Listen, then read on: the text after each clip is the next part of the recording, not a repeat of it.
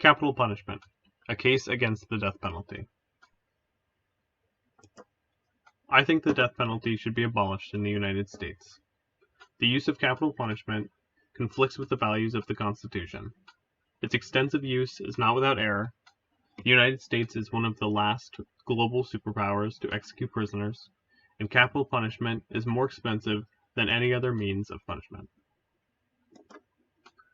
Today I'll be going over some key aspects of my argument against the death penalty, the history of capital punishment and how it relates to the Constitution, errors that occur during executions, global capital punishment, the expense of the death penalty, and my conclusions. In 1603, the British Army performed the first execution in America. Captain George Randall was shot for being a Spanish spy. For hundreds of years after, treason, murder, and other severe crimes have been handled using capital punishment. In 1972, the Supreme Court heard the case of Furman v. Georgia. This was the combined cases of 3 black men charged with rape and murder. The 3 men received the death penalty. However, their case was appealed to the Supreme Court. The court found their sentences unconstitutional under the Eighth Amendment prohibition against cruel and unusual punishment. Because the court considered the state's evidence and arguments to have racial bias and considered the death penalty's application in this case arbitrary and capricious with discriminatory results. The ruling largely pertained to the capital punishment laws of Georgia, which were problematic because they offered no principled way for juries to discern who should receive death sentences. The case attracted national attention and resulted in a 4-year moratorium on death penalties nationwide. 4 years after Furman v. Georgia, 5 states, Georgia, Texas, Louisiana, North Carolina, and Florida, all showed individual capital murder cases to the Supreme Court in which the death penalty was handed down. Their goal was to receive a definitive answer from the court on whether capital punishment was going to be banned for good. Gregg v. Georgia became the deciding case and solidified the continued use of capital punishment in the states. Arrested for murder and kidnapping, Troy Leon Gregg had received the death penalty from the state of Georgia. The Supreme Court upheld its ruling for the death penalty in a 7-1 vote and accepted a new draft of Georgia's death penalty laws which provided sufficient clarity and objectivity in defining which defendants could be eligible for the death penalty. This also gave juries sufficient discretion in choosing whether to apply it. A new set of laws which modeled Georgia's were adopted nationwide, which included written proof of at least one aggravated offense prior to committing the crime, jury processing without disclosure of the death sentence recommendation, and the immediate review of all capital punishment cases by the Supreme Court. Most Western nations have abolished the practice of capital punishment. This is mostly because its use has been displaced in a large part by the prison systems.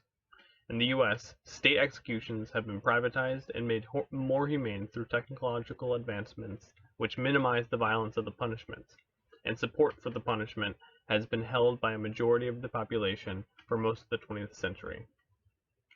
Electrocution has been one of the more favored execution methods in the United States, replacing methods such as hanging and firing squads.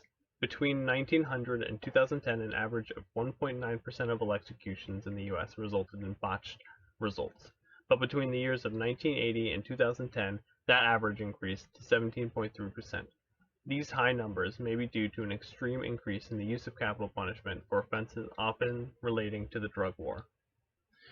Lethal injection has become one of the most popular execution methods worldwide. In the U.S., of the 1,054 lethal injections that occurred before 2010, 7.2 were performed with some error. A major spike of error was seen following a shortage of the drugs typically administered to prisoners. The United States is ranked 6th in the world due to its use of the death penalty. The U.S. is behind Saudi Arabia, Iraq, Egypt, Iran, and China, most of whom use capital punishment to much greater lengths than the U.S. 144 of the 195 countries in the world have abolished the use of the death penalty in practice or in law. In 2020, only 18 of the 55 countries that still utilize the death penalty executed any prisoners, reflecting an ongoing decline in global executions. Following World War II, in 1948, the United Nations created the Universal Declaration of Human Rights, which outlined human rights expectations to be followed by United Nations members. The fifth article of the Declaration states that no one shall be subjected to torture or to cruel, inhumane, or degrading treatment or punishment. Many of those conditions can be created by capital punishment in the United States. Take Joseph Woods for an example. Most Americans believe that the death penalty is a cheaper, more cost-effective way to deal with the most dangerous criminals. However, the death penalty is more expensive in almost every aspect than simply incarcerating a prisoner for the entirety of his or her life. Trials which involve the death penalty, on average, cost 50% more than trials for life without parole and life without the possibility of parole. Case complexity also inflates the cost.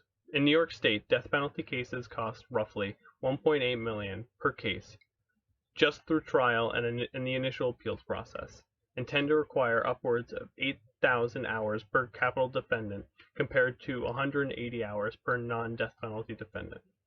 In the state of California, the annual cost of housing death row inmates is $137 million compared to the cost of lifetime incarceration, which is $11.5 million. The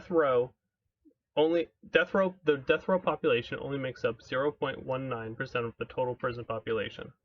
Their transition into non-death penalty facilities would have a negligible impact on the total cost of housing and the maintaining of the U.S. prison population. However, the conditions of life without parole prisoners have been described as just as bad as the death penalty, especially because of the extensive use of solitary confinement. My conclusions are that the death penalty challenges a modern interpretation of the Constitution. Many executions occur with some error.